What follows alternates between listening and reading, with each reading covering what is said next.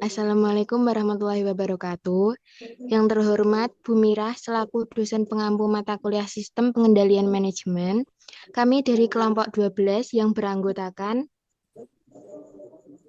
Cindy Afiliani dengan NIM 091 dan yang kedua Ziyab Zahab dengan NIM 102 dan saya sendiri sebagai moderator Diana Asmawati dengan NIM 104.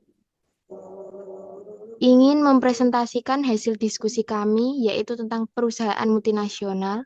Materi pertama akan dijelaskan oleh teman saya.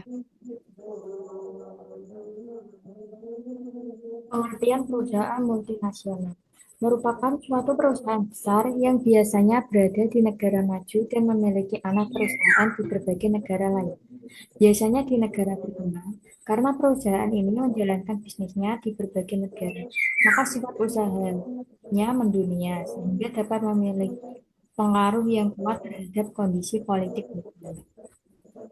Contoh perusahaan multinasional. Yang pertama, Coca-Cola memiliki pabrik dan distribusi di lebih dari 200 negara. Yang kedua, Unilever, pabrik yang tersedia di lebih dari 190 negara. Yang ketiga, Microsoft, operasi di seluruh dunia dengan kantor di berbagai negara.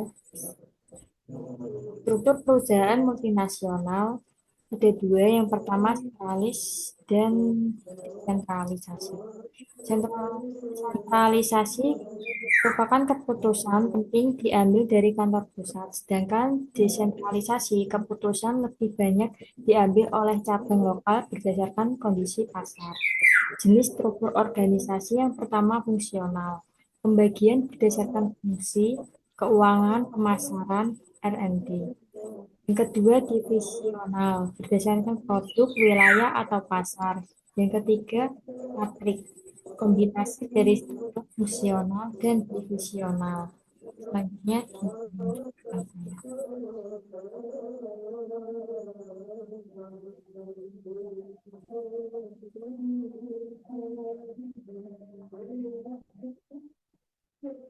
Keuntungan menjadi perusahaan multinasional ada berbagai macam. Yang pertama, diversifikasi pasar, mengurangi risiko dengan memasarkan produk di banyak negara. Yang kedua, peningkatan pendapatan, akses ke pasar internasional yang lebih luas. Yang ketiga, akses ke sumber daya, memanfaatkan bahan baku dan tenaga kerja yang lebih murah di negara berkembang. Yang keempat, ekspansi skala, memperoleh keuntungan dari skala besar dan efisiensi produksi global. Selanjutnya,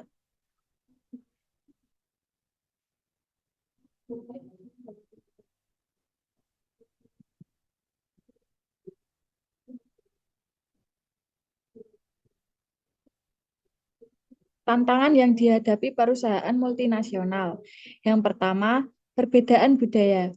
Mengelola tim yang terdiri dari berbagai budaya dan latar belakang. Yang kedua, regulasi dan kebijakan pemerintah.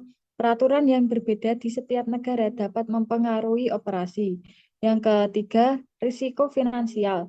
Fluktuasi nilai tukar mata uang dan perbedaan tarif pajak antar negara. Yang keempat, manajemen jarak jauh, koordinasi yang efektif antar kantor pusat dan cabang internasional. Selanjutnya,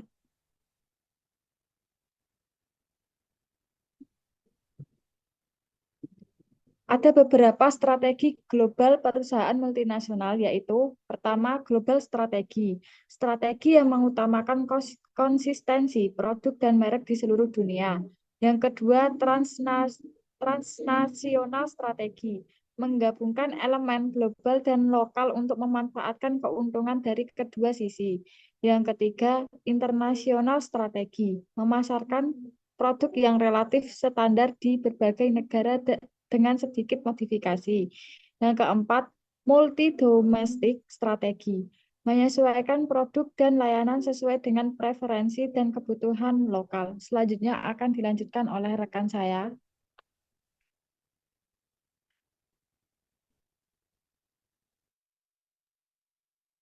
Selanjutnya yaitu pengendalian manajemen dalam perusahaan multinasional dibagi menjadi tiga. Yang pertama yaitu sistem pengendalian manajemen. pengawasan terhadap operasi internasional melalui laporan kinerja, sistem keuangan, dan evaluasi operasional. Yang kedua yaitu koordinasi dan komunikasi, pentingnya koordinasi yang efisien antara kantor pusat dan cabang internasional. Yang ketiga yaitu penyesuaian lokasi, menyesuaikan produk atau strategi pemasaran sesuai dengan pasar lokal. Selanjutnya, teknologi dalam perusahaan multinasional.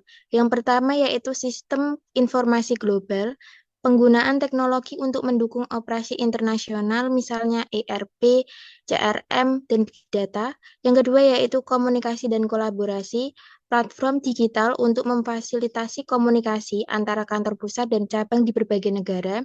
Yang ketiga yaitu inovasi produk, teknologi memungkinkan perusahaan untuk mengembangkan produk yang dapat diadaptasi untuk pasar lokal. Selanjutnya,